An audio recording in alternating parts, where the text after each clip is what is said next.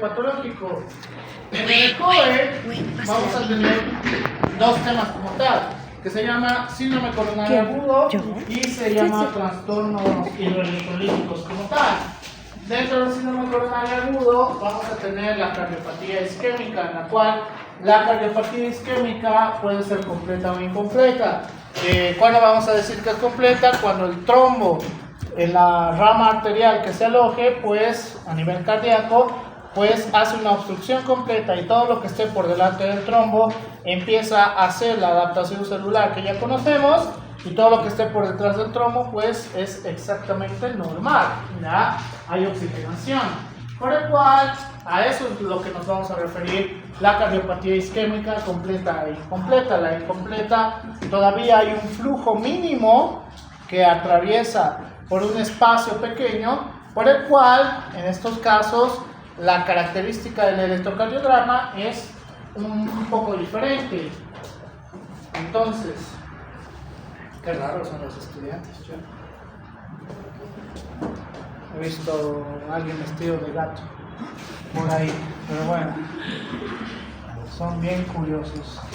Entonces, la clasificación que deberíamos darle a la cardiopatía isquémica es síndrome coronario agudo y enfermedad coronaria estable crónica, en la cual la que nos interesa es el síndrome coronario agudo. ¿Por qué? Porque el síndrome coronario agudo, el médico general o el médico cirujano o inclusive el emergenciólogo es el que va a ver constantemente, ¿ya? Mientras que la enfermedad coronaria estable crónica, que normalmente está dado después de un infarto agudo de miocardio, trastornos del sistema cardionector, que tienen marcapasos, etcétera, etcétera, pues son todas estas las que las va a ver principalmente un cardiólogo, ¿ya?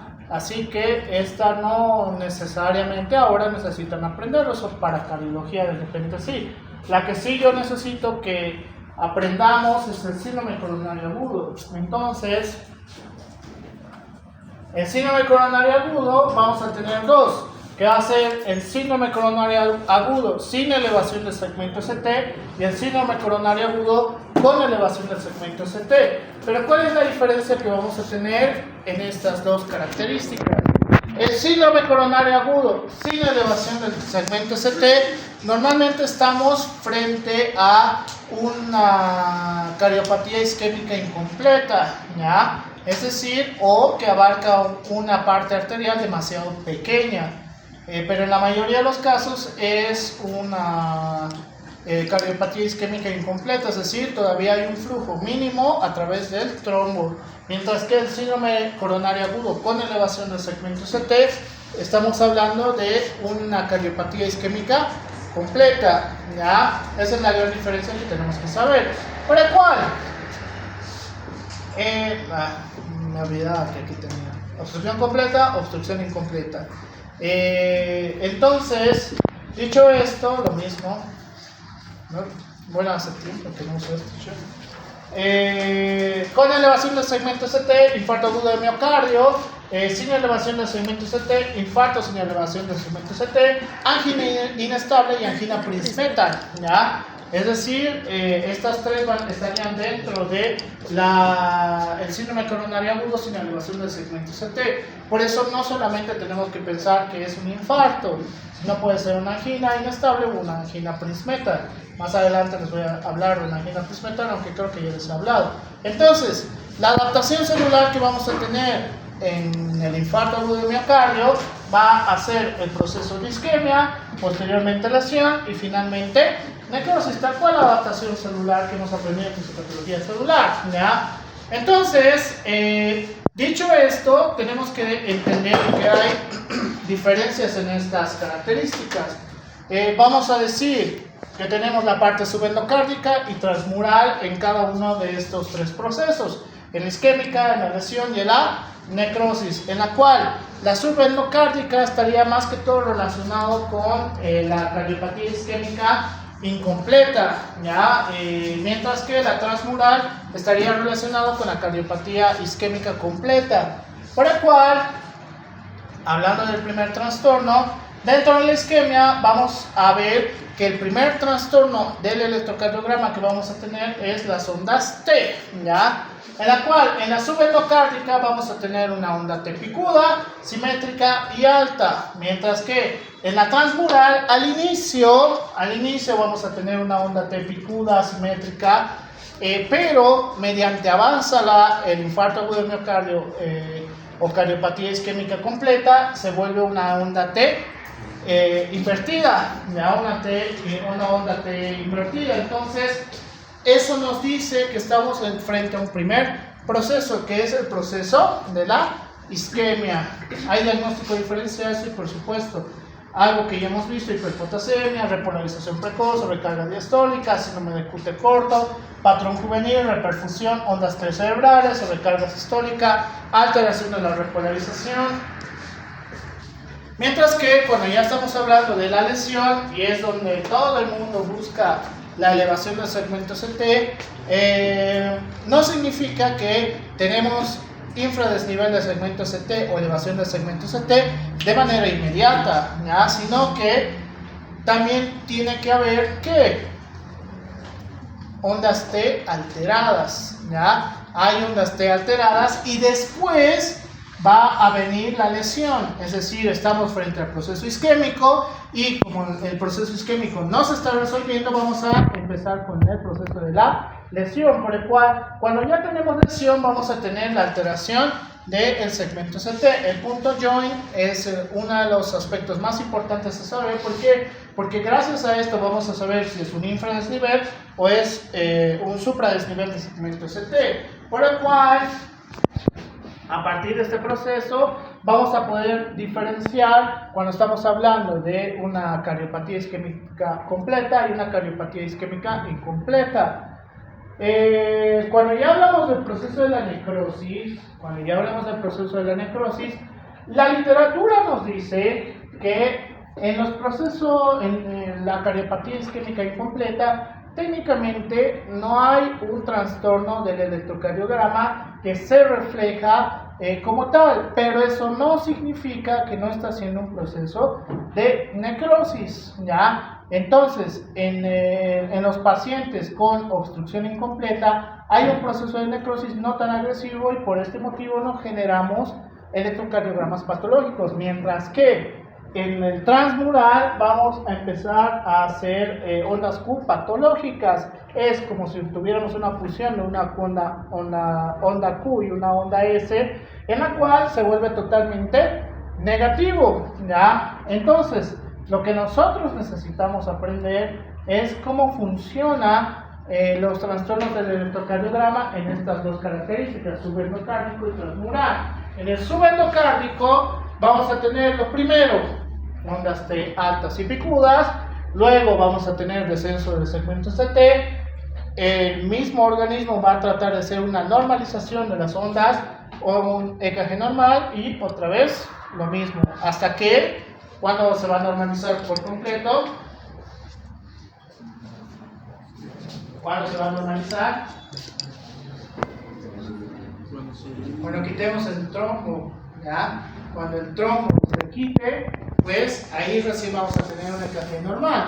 Pero en el transmural está mal. En el transmural o en la cardiopatía isquémica completa es diferente cómo actúa. Vamos a tener las ondas T picudas y altas. Luego, cuando empezamos con la elevación del segmento CT, vamos a tener una inversión de las ondas T, ¿ya? Ahora van a ser ondas T invertidas por la característica de la lesión. Y si pasamos de lesión a la necrosis, que aquí si notamos la necrosis, vamos a tener ondas Q patológicas, en las cuales las ondas Q patológicas van a estar presentes hasta el final de sus días. ¿Por qué? ¿Por qué no se elimina la consecuencia? Porque ya no hay necrosis y ya. Bien, porque ha hecho necrosis el tejido y ya no se puede revertir ese proceso, ¿ya? Entonces va a tratar de normalizar las ondas en un EKG normal, pero vamos a tener ondas Q patológicas permanentes. Entonces EKG con ondas Q patológicas, otra vez este proceso, hasta que puede ocurrir lo peor, que es Muerte. muerte directa, No. parada cardíaca. Shock. ¿Ya? Parada cardíaca. Ahora, ustedes, a diferencia de primer semestre, que para ellos infarto agudo de miocardio, ¿qué es?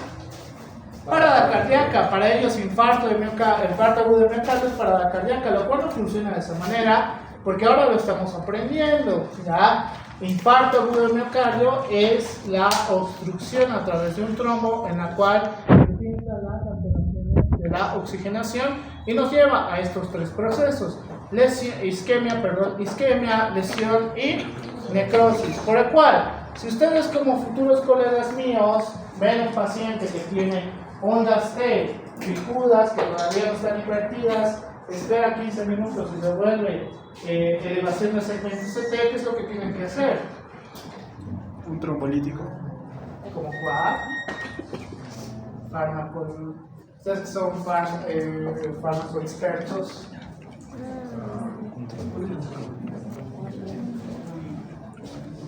¿Puedes mencionar las clases? ¿Cuál es la diferencia entre antitrombótico con antiplaquetario? Antiplaquetario es para la agregación plaquetaria. ¿Y la aspirina qué es? Antitrombótico, antiplaquetario. Antitrombótico. La aspirina sí funciona en estos procesos, pero si estamos hablando de una cardiopatía isquémica completa, no podemos esperar a que la aspirina haga su efecto, por si acaso. Esta es una emergencia, se llama, se me dio el nombre del código gringo, código rojo, parada cardíaca. Código rojo. Código rojo es otra cosa. ¿Qué? Antitrombóticos. Directamente en la parte venosa.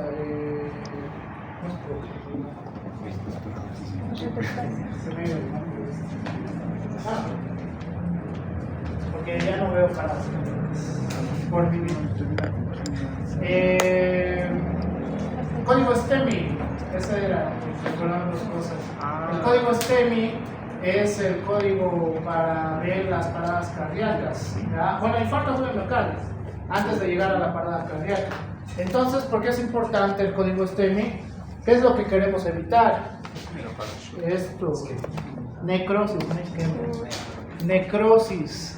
Queremos evitar el proceso de necrosis. ¿Por qué?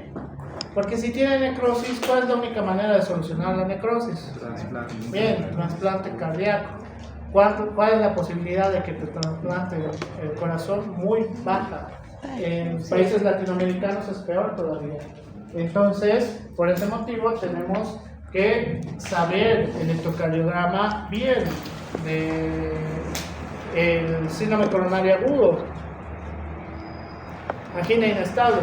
¿Cuál es la diferencia que vamos a tener entre el síndrome coronario agudo y la angina inestable? Principalmente va a estar relacionado con las troponinas, ¿ya? En la angina inestable, que creo que tengo un cuadro aquí, sí lo tengo. En la angina inestable, la troponina T y la troponina I van a estar muy elevados, ¿ya? En la cual la diferencia que vamos a tener entre el infarto agudo del miocardio y la angina inestable justamente van a ser la cantidad de liberación de troponinas, a diferencia de todos los otros biomarcadores cardíacos, ¿ya? Pero entonces, ¿eso qué significa? La angina prismetal técnicamente también se elevan los biomarcadores cardíacos, pero el gran problema que vamos a tener en la angina prismetal es que este proceso severo de vasoconstricción, porque esa es la característica de la angina prismetal, tal cual hace el trombo, pero acá no hay un trombo, sino que hay un proceso de vasoconstricción. Este proceso de vasoconstricción pues hace que el flujo disminuya abruptamente. Está subiendo. Subiendo la Es petrolero. Está sufriendo la moto. Entonces, Esto significa que el angina Prinzmetal ocurre de manera tan inmediata que en estos pacientes hay muy poco que se pueda hacer, ¿ya? ¿Por qué? Porque el proceso de vasoconstricción no se puede detectar tan fácilmente. ¿Qué es lo mejor que le puede ocurrir a este paciente? Que la angina Prinzmetal les dé en un centro hospitalario, ¿ya? ¿Por qué? Porque ahí ya se puede utilizar adrenalina, nitroglicerina, igual que funciona en estos pacientes. Podemos utilizarlo muy similar a lo que utilizamos con el código STEMI para que pueda actuar, ¿ya? Entonces, lo que aquí tengo que agregar, que bien, reversible, reversible y reversible, para que no se olviden esa parte. Por el cual, si alguno de mis colegas ve una elevación del segmento CT y ondas de picudas invertidas y les dice tome asiento, ahorita le vamos a ver qué es lo que tiene, ¿qué le está haciendo a ese paciente? Lo están condenando a tener un corazón enfermo para siempre, ¿verdad? ¿Y todo por qué? Porque hay muchos colegas míos que no saben electrocardiograma. Por ese motivo, ustedes sí tienen que aprender electrocardiograma. ¿Por qué? Porque lo pueden ver en pacientes en la consulta o lo pueden ver también en los servicios de emergencia, ¿ya? Entonces, ¿qué es lo que me faltaría saber en estos casos?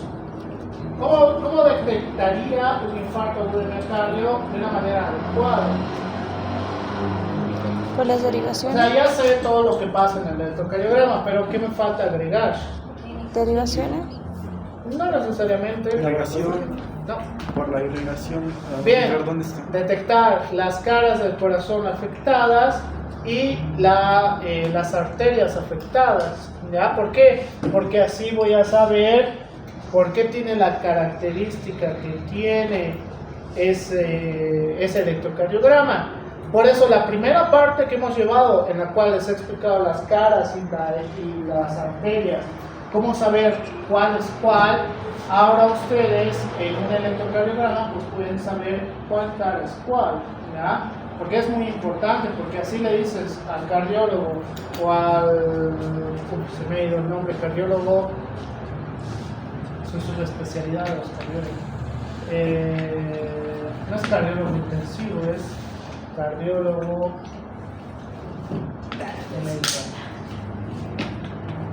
el cardiólogo que se encarga de retirar los trombos, ¿ya? El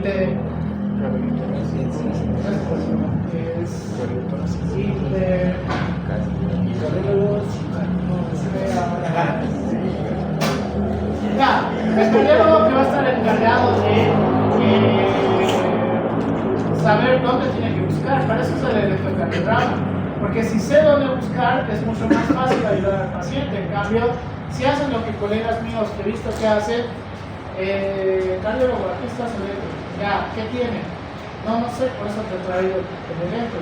Eso es lo peor que le puedes hacer a un colega, porque estás trayendo a un paciente que ni siquiera sabes que tiene y ni siquiera sabes si es cardíaco, porque ya habíamos visto que hay otro tipo de alteraciones. Por ejemplo, si tiene una hipercalemia, ¿le corresponde al cardiólogo saber que tiene una hipercalemia? No, porque ese colega puede solucionar la hipercalemia o la hipocalemia y los trastornos del electrocardiograma se van a pasar, ¿ya? No necesariamente el cardiólogo pues lo tiene que ver en esos casos. Por ese motivo ustedes tienen que saber cómo funciona esto. Pero tenemos que saber las caras del corazón, las arterias que vamos a tener, etcétera, etcétera, las arterias que igual están. Entonces es muy importante entender cómo funciona, ¿ya? Por eso todo lo que yo les he enseñado, ahora se supone que ustedes lo pueden aplicar de la mejor manera, ¿verdad? Y dentro de los trastornos del electrocardiograma, trastornos patológicos, vamos a tener los procesos de hipercalemia y hipocalemia, ¿ya? Y creo que le he puesto calcio más. Hipercalemia, hipocalemia. Uy, sí, qué mala suerte tiene. Hipocalcemia. El calcio más. ¿Por qué no está el sodio y el magnesio? No sucede. ¿Por qué? Tengo 2 libros que se me encontraron. Dos libros de cada libro. Sodio es más manifestaciones clínicas. La característica de la despolarización no es tan marcada cuando hablamos de trastornos del sodio. Es decir, no nos da una característica tan clara como en el potasio o inclusive en el calcio, ¿ya? Por eso, asociado con los procesos de repolarización, principalmente relacionado con el calcio, pues es mucho más fácil identificar qué ocurre en el electrocardiograma, a diferencia de trastornos del sodio, trastornos del cloro, etcétera, etcétera. Entonces, ¿qué tenemos que diferenciar en los procesos de hipercalemia y hipocalemia?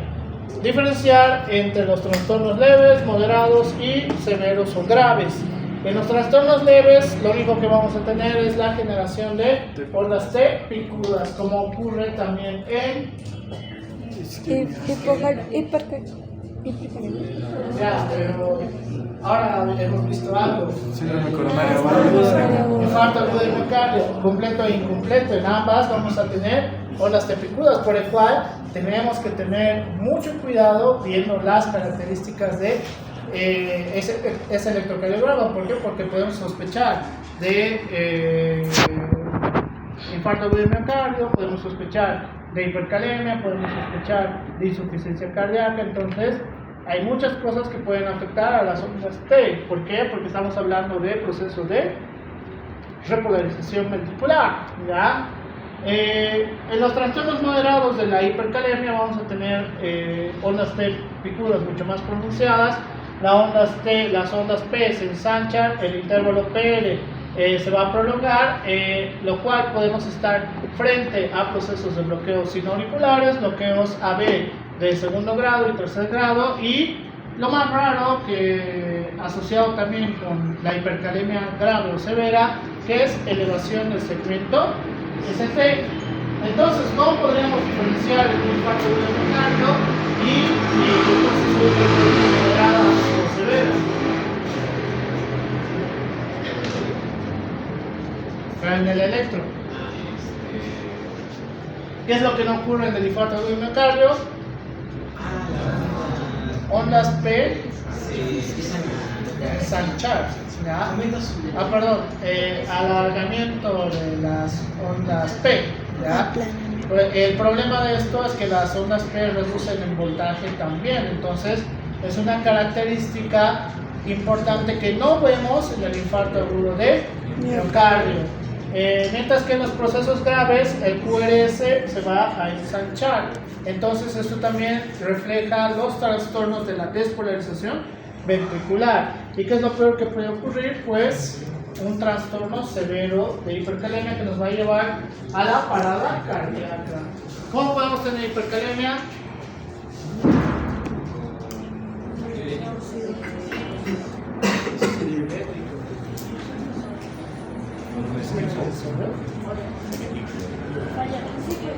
Puede ser falla renal. ¿Qué más? Un accidente, no tan accidente. Muy típico en películas. Acidosis. ¿En películas? Hay acidosis. En acidosis puede ser. Que te coloquen potasio en vena, ¿verdad? Te va a llevar un proceso de hipercalemia moderado a severo en cuestión de minutos, por eso los matan de esa manera. Pero el problema es que el potasio se detecta en la sangre, entonces no es una buena manera de matar a alguien de manera accidental. Características leves, ondas T picudas. Características moderadas, una disminución del voltaje de la onda P y un alargamiento en tiempo de la onda P, por el cual ondas P planas, ¿ya? Ondas P planas, y el intervalo va a alargarse también. Característica, este es un electrocardiograma de hipercalemia moderada.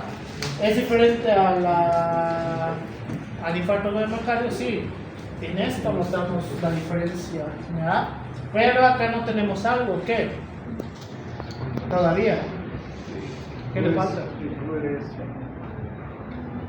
Elevación del segmento ST, ¿ya?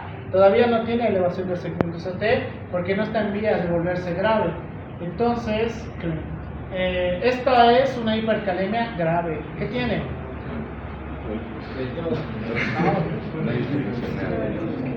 ¿Qué veo? ¿Qué estoy viendo ahí nomás?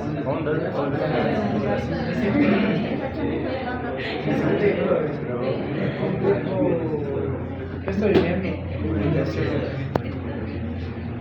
¿Qué onda es? ¿Onda? ¿Por qué onda P? T. Es una combinación entre la formación de ondas R y ondas T. Entonces, ¿por qué? Porque se ensanchan el complejo QRS. Por el cual en un proceso de hipercalemia severo nos puede dar una relación de una taquicardia ventricular, ¿verdad? Una arritmia ventricular. Entonces, en una hipercalemia tenemos que tener mucho cuidado. ¿Por qué? Porque llegamos a este proceso, está a nada de llegar a una parada cardíaca, ¿verdad?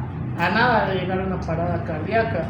Así que vean cómo se ve aquí las características en cada uno de estos, en la cual tenemos la elevación del segmento ST dependiendo de la zona en cuestión. Para ver las caras, pues tenemos que utilizar solamente las derivaciones precordiales.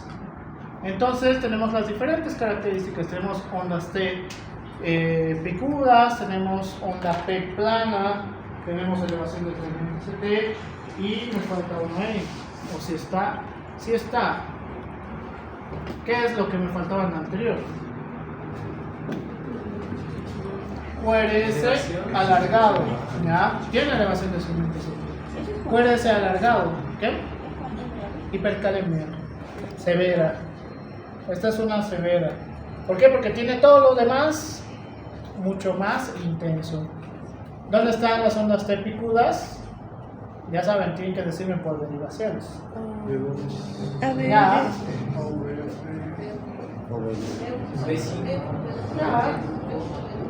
B4. En casi todos, excepto el ABL y. No. ABL Y está. B6.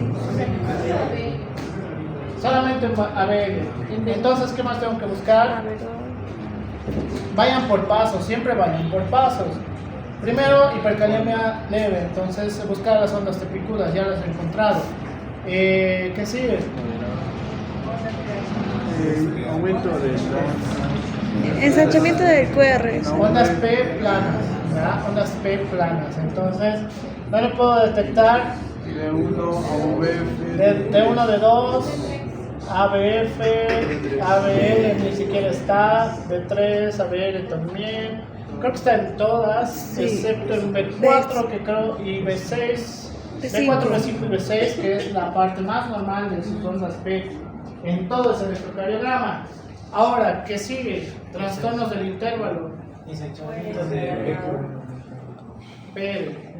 Bueno, igual funciona, intervalo. Entonces, en la mayoría, excepto el B4, B5 y B6, tenemos el trastorno en el intervalo. ¿Qué sigue? No, falta algo ahí. Elevación del ST. Bien, elevación del segmento ST. ¿Dónde tengo elevación del segmento ST? B1, En esto sí B2, es bien B3. puntual. B1, B2 y B3, B4, B5. B1, mira, no, B1, B2, B3, B4, B4, B5. B5 es debatible, pero Y podría ya. agregarlo. B6 no. No. Ujú. Bien, entonces ahí me falta un último paso para ver si es severo o moderado. Complejo QRS ensanchado. Entonces, tengo que ver el QRS en la cual, típicamente en este no puedo detectarlo, pero la característica está abajo. Que ya está en 8.2. El QRS está así, mira, aquí ya se está formando. Lo que les he mostrado hace rato. Aquí ya se está formando.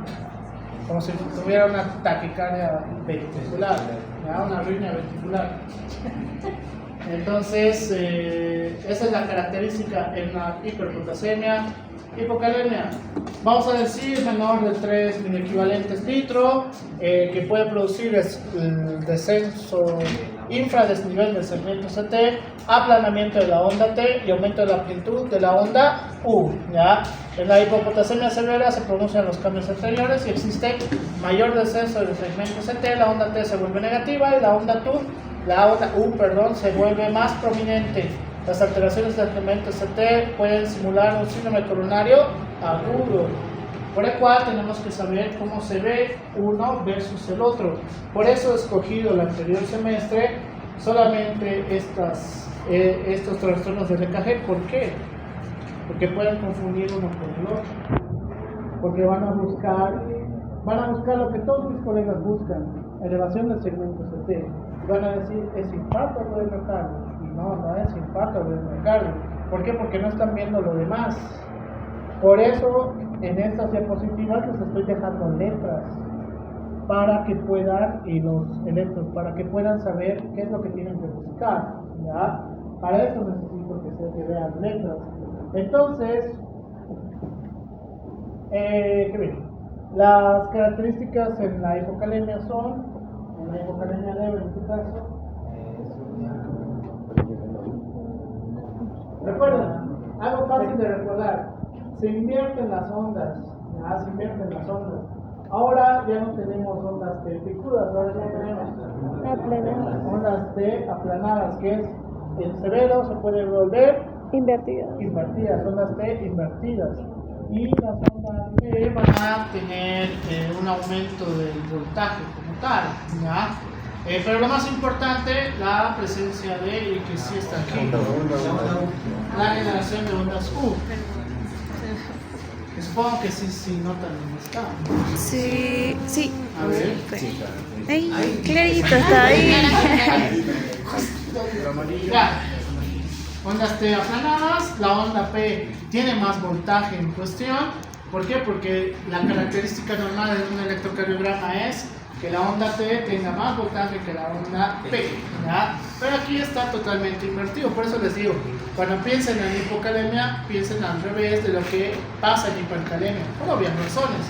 Y la generación de una onda U, ¿ya?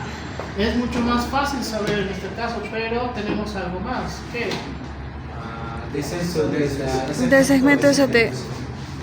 Ya. El infradesnivel que podemos tener de segmento CT, en este caso es mucho más claro por el ejemplo, pero los trastornos del segmento ST también pueden estar relacionados con infarto agudo de miocardio. Por eso tenemos que saber e identificar claramente qué es lo que ocurre. ¿Qué onda sería esta? Bien, ¿por qué? ¿Dónde está la onda T? Esta es la onda T, ¿ya?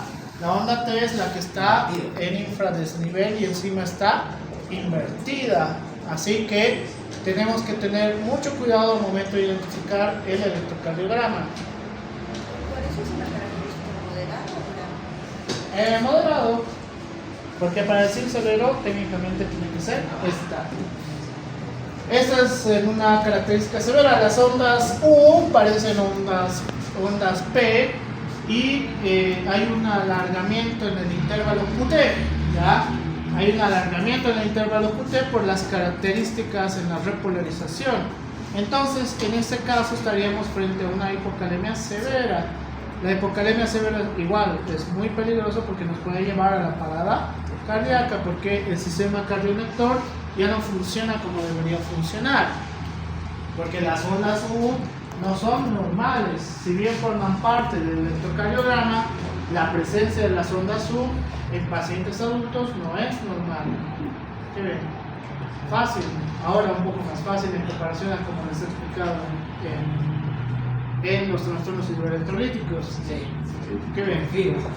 Hipercalcemia, el segmento ST está cortado o ausente y la duración del intervalo QT corregido, disminuido. Con hipercalcemia marcada, la onda T impresiona que nace justo al final del complejo QRS. Esta es la característica, ¿ya?